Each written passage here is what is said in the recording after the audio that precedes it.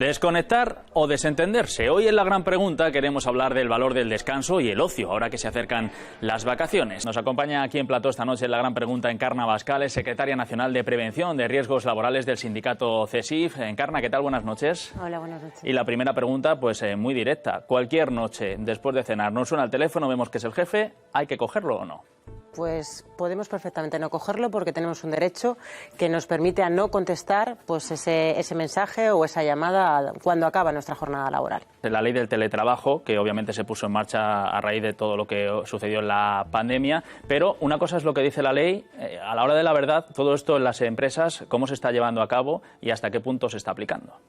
Pues a ver, lo que nos dice la ley es que se tiene que regular el tema de la desconexión digital, pero a través de políticas internas. No es obligatorio incluirlo dentro de un convenio colectivo. Por tanto, hay empresas que sí que han desarrollado ese protocolo de desconexión digital. Sí que cada vez, es verdad que según ha ido avanzando el tiempo, sí que tenemos más protocolos y esas políticas internas, pero sí que es cierto que todavía hay muchísimo trabajo por hacer en ese sentido y por avanzar.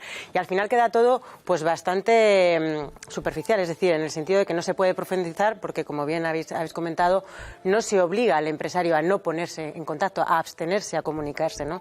Lo normal que se suele regular es pues eso, que se limite el mandar correos, el que se les informa de que no deben de contestar.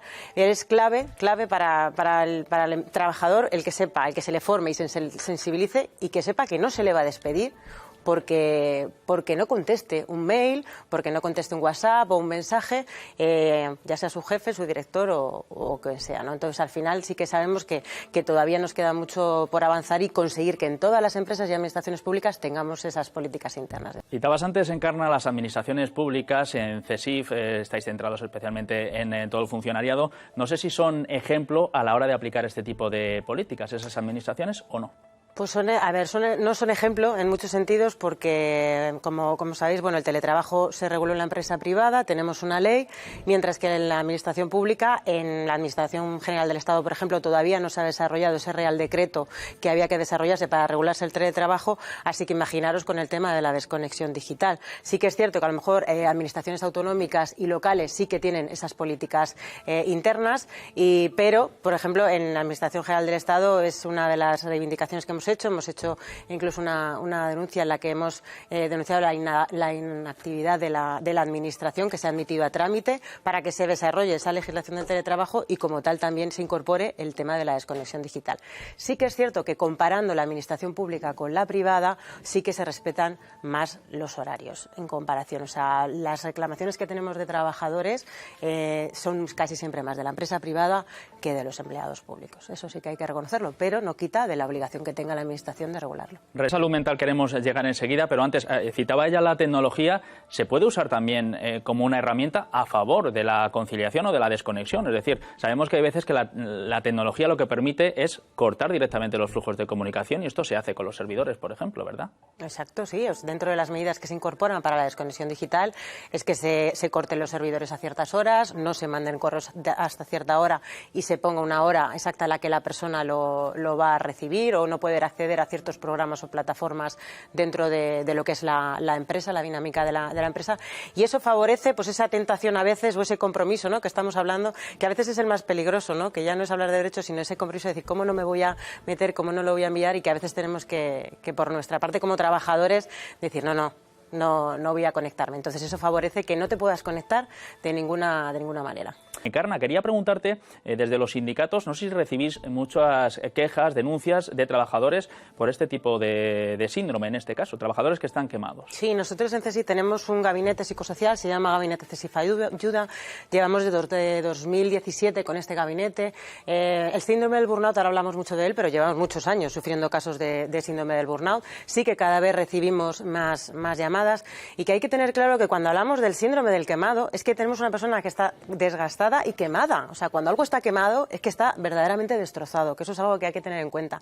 Cuando algo ya es crónico, es decir, para toda la vida, cuando son personas que, como bien nos han explicado, que son comprometidas, que son trabajadoras, pero ¿qué ha pasado? Pues han estado expuestas a deficientes medidas organizativas, a largas jornadas laborales, a un liderazgo deficiente, a problemas de conflictos entre los compañeros. Es decir, se ha devastado de alguna manera esa capacidad productiva de esa persona, y que al final influye no solamente en su tiempo de trabajo, sino en el resto de su vida, porque al final se acaba convirtiendo en algo crónico. Por eso hay que tener en cuenta que es un problema muy grave y que, de alguna manera, pues la OMS en 2019 lo reconoció como enfermedad profesional, lo incluyó dentro de la clasificación internacional de enfermedades del trabajo.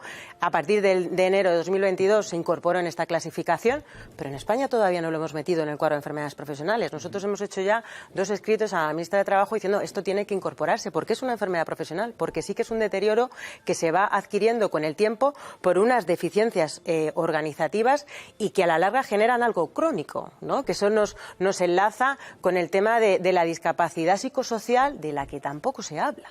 O sea, no se habla de esa persona que se queda totalmente tocada para el resto de su vida, que no puede dormir bien, tiene problemas de insomnio, problemas nerviosos, o sea, un estrés crónico es grave, problemas de ansiedad, brotes, ansiedad generalizada.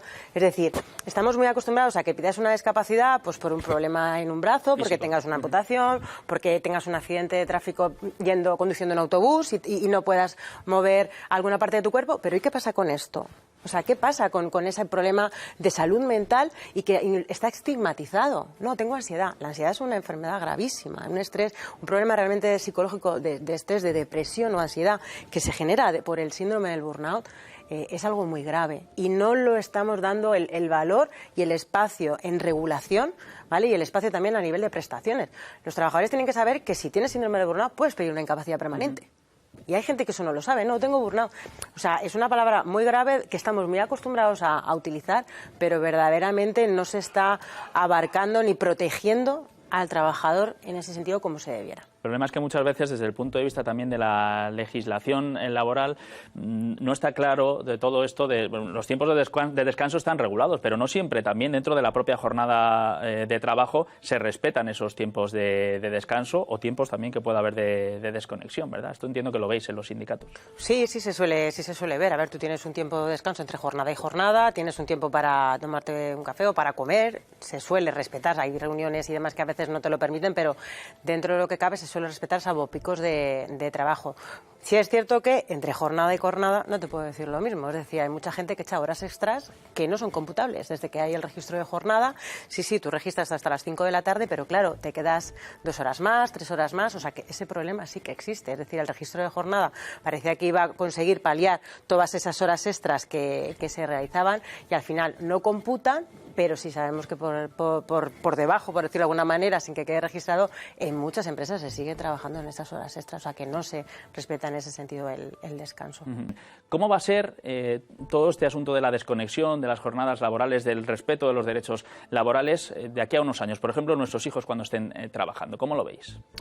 Pues yo lo veo que como poquito a poco, aunque está costando, se está terminando de conseguir. Creo que es fundamental el que promovamos una cultura del cuidado, promovamos una cultura de que ya que convivimos cada vez más con las tecnologías, también consigamos que tanto en la empresa como en la vida privada aprendamos también las propias personas a desconectar, a entender lo importante que es el descanso para nosotros mismos y también así lo conseguiremos trasladar a la empresa. Es decir, al final, si se inculca esa cultura del cuidado, conseguiremos al final que nuestros hijos también lo inculquen, que se lleve a los colegios y que se lleve a los centros de trabajo y que se incorporen los protocolos, ¿no? Yo creo que esa debe de ser la línea, ¿no? El que lo incorporemos en nuestra vida personal y en nuestra vida laboral, porque la tecnología pues forma parte de nuestra vida, nos levantamos y ya directamente miramos el teléfono, entonces es importante también el promover la salud mental, que normalicemos hablar de salud mental, que podamos decir tranquilamente que vamos al psicólogo, que las empresas se pongan psicólogos que colaboren con los servicios de prevención, es decir, que se normalice también eso, porque ahora acabamos de acabar la pandemia del COVID y estamos en la pandemia de la salud mental. Entonces sí que es importante que acojamos esto a tiempo y que consigamos pues cuidar nuestra salud mental entre todos.